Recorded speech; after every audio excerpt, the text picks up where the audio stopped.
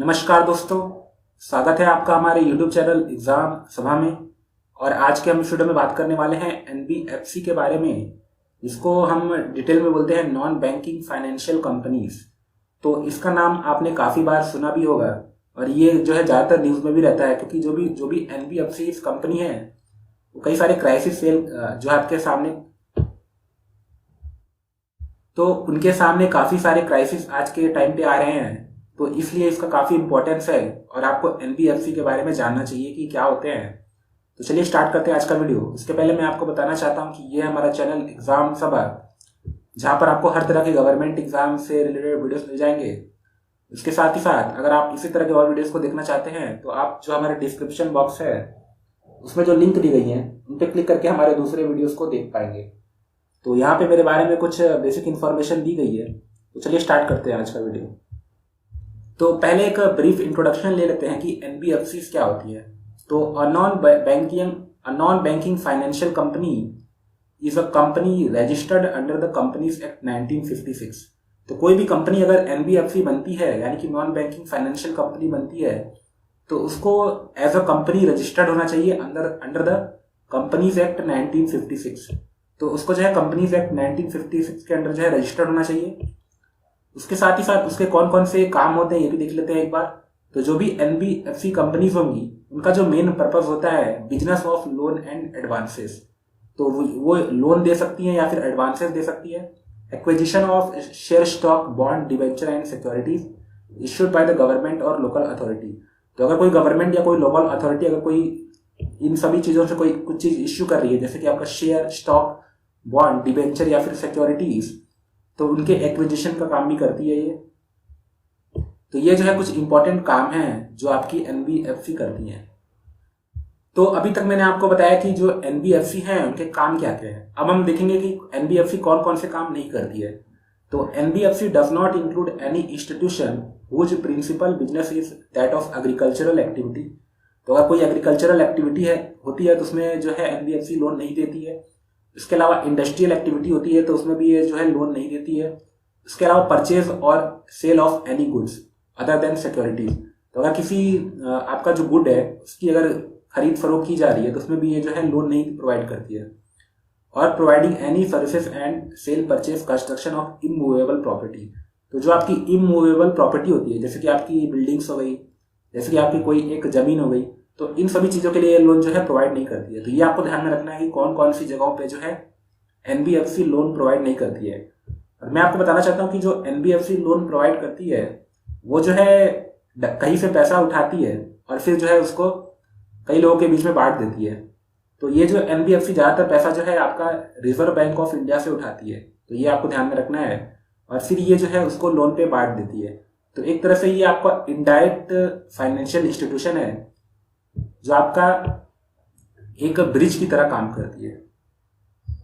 उसके अलावा a non banking institution which is a company and has principal business of receiving deposit under any scheme और arrangement is one lump sum और in instalment by way of contribution और in any other manner. तो इसमें जो आपका non banking institution होता है उसका जो प्रिंसिपल होता है उसको फॉलो करती है। यानी कि आपका जो एनबीएफसी है वो एक तरह की नॉन बैंकिंग इंस्टीट्यूशन है।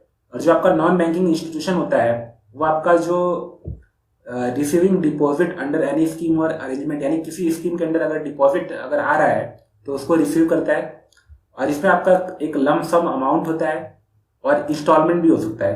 तो इस तरह की कंट्रीब्यूशन को जो है ये एक्सेप्ट करता है। तो इस तरह से आप कह सकते हैं कि आपका नॉन बैंकिंग इंस्टीट्यूशन है। और अगर इसके अलावा कोई और मेथड अगर अप्लाई हो रहा है तो उसको हम बोलते हैं नॉन बैंकिंग फाइनेंशियल कंपनी, जिसको हम रेसिड्यूरी नॉन बैंकिंग कंपनी भी बोलते हैं। तो इतना कुछ पढ़ने के बाद हम फाइनली कह सकते हैं कि non banking financial companies also known as non bank financial institution are financial institution that offer various banking services but do not have a banking license. तो काफी इंपॉर्टेंट पॉइंट है जो आपको ध्यान में रखना है कि जो आपका नॉन बैंकिंग फाइनेंशियल कंपनीज होती है, जिनको शॉर्ट में एनबीएफसी बोलते हैं, वो आपका जो है बैंकिंग सर्विसेज तो प्रोवाइड करती हैं लेकिन उनके पास लाइसेंस नहीं होता है। यानी कि ऐसे बैंक्स हैं जो आपका बैंकिंग सर्विस प्रोवाइड करते हैं लेकिन उनके पास लाइसेंस नहीं होता है कि वो एक बैंक की तरह जो है बिहेव करें। उसके बाद है आपका कि NBFC largely depend on the market based fund.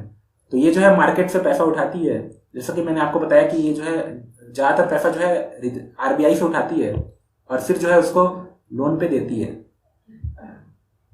तो बात करते हैं कि इंडिया में कितने एनबीएफसी हैं। तो एज ऑफ मार्च 2018, तो अगर बात करें कि मार्च 2018 तक, तो टोटल आपके 11,402 एनबीएफसी जो है रजिस्टर्ड हैं आरबीआई के अंडर।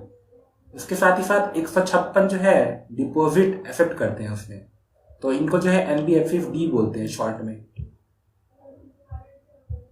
तो ये डाटा आपके लिए उतना इंपॉर्टेंट नहीं है, लेकिन आपको जानना चाहिए कि ये जो एनबीएफसी हैं काफी बड़े लेवल पे इंडिया में फैले हुए हैं। These companies played a critical role in the core development of infrastructure, transport and employment generation। तो ये जो एनबीएफसीज होती हैं वो इनका जो मेन पर्पस होता है जहाँ पे इंफ्रास्ट्रक्चर का डेवलपमेंट हो रहा हो या फिर कोई ट्रांसपोर्ट रिलेशन जो है डेवलपमेंट हो रहा हो या फिर एम्प्लॉयमेंट जनरेशन का कहीं पे अगर काम हो रहा हो, तो वहाँ पे ये जो है लोन प्रोवाइड करती हैं। तो काफी क्रिटिकल रोल है इनका इन सभी फील्ड्स में। तो आप कह सकते हैं इस तरह की जो एनबीएफसी होती हैं वो एक तरह का alternative source of funding and liquidity को जो है प्रोवाइड करती है। तो जो आपका एनबीएफसी सेक्टर है इसको कभी कभी जो है शैडो बैंकिंग भी कहा जाता है, क्योंकि ये जो है एक तरह का बैंकिंग का ही काम करती हैं लेकिन इनके पास जो है लाइसेंस नहीं होता है, तो इसीलिए इनको जो है शैडो बैंकिंग बोला जाता है। NBFCs in India are also RBI SBI regulated. तो जो आपका एनबीएफसी है उसको या तो आरबीआई रेगुलेट करती है या फिर सेबी रेगुलेट करती है। तो इसके रेगुलेशन का जो काम है वो कोई भी कर सकता है इन दोनों में। अब हम बात करेंगे कुछ इंपॉर्टेंट पॉइंट्स के बारे में कि जो आपका एनबीएफसी है और बैंक है उसमें डिफरेंस क्या होता है। तो काफी ये आपका फ्रिक्वेंटली आस्क्ड क्वेश्चंस हैं जो पूछे जाते हैं कि जो बैंक हैं और एनबीएफसी है दोनों में डिफरेंस क्या होता है। तो जो आपका एनबीएफसी है वो पैसे को उधार लेता है और फिर उसकी हेल्प से जो है इन्वेस्टमेंट करता है, यानी कि वो किसी बैंक से या फिर मार्केट से पैसा उठाता है और फिर उसको इन्वेस्ट करता है, और इन्हीं सब एक्टिविटीज की वजह से जो हम इसको नॉन बैंकिंग फाइनेंशियल इंस्टीट्यूशन कहते हैं। तो यहाँ पे कुछ डिफरेंसेस आप देख सकते हैं। पहला है आपका bank NBFC can not accept demand deposit. तो जो आपका एनबीएफसी है वो डिमांड डिपॉजिट को एक्सेप्ट नहीं करता है। दूसरा है bank can maintain demand deposit saving current account but NBFC accept only term deposit. तो जो आपका बैंक है वो सेविंग और करंट दोनों अकाउंट को मैनेज करते हैं, लेकिन एनबीएफसी ऐसा नहीं करता है, वो केवल जो टर्म डिपॉजिट होते हैं उन्हीं को एक्सेप्ट करता है। उसके बाद है आपका NBFC do not form part of the payment and settlement system. तो ये जो है पेमेंट एंड सेटलमेंट सिस्टम का पार्ट भी नहीं होता है। इसके साथ ही साथ and can not issue cheque drawns on itself. तो ये जो है खुद से जो है चेक को भी इश्यू नहीं कर सकता है। उसके अलावा आपको जो बैंक में फैसिलिटी देखने को मिलती है जिसको हम डिपॉजिट इंश्योरेंस फैसिलिटी बोलते हैं, और ये जो आपका deposit insurance and credit guarantee corporation के द्वारा आती है, ये भी जो है बैंक्स में अवेलेबल नहीं होती है। तो ये जो आपका एनबीएफसी है इसमें कई सारे पार्ट होते हैं, इनके बारे में हम नहीं जाएंगे वरना वीडियो लंबा हो जाएगा, लेकिन आप उसको पढ़ सकते हैं। अभी एक करंट टॉपिक से हम न्यूज देख लेते हैं कि जो हाल ही में है RBI the Reserve Bank of India have decided to merge 3 categories of non banking financial company. तो आरबीआई ने जो है 3 कैटेगरीज हैं एनबीएफसी की उनको मर्ज कर दिया है into a single category to provide greater operational flexibility to non banking lender. तो 3 को मिला के एक कर दिया गया है आरबीआई के द्वारा।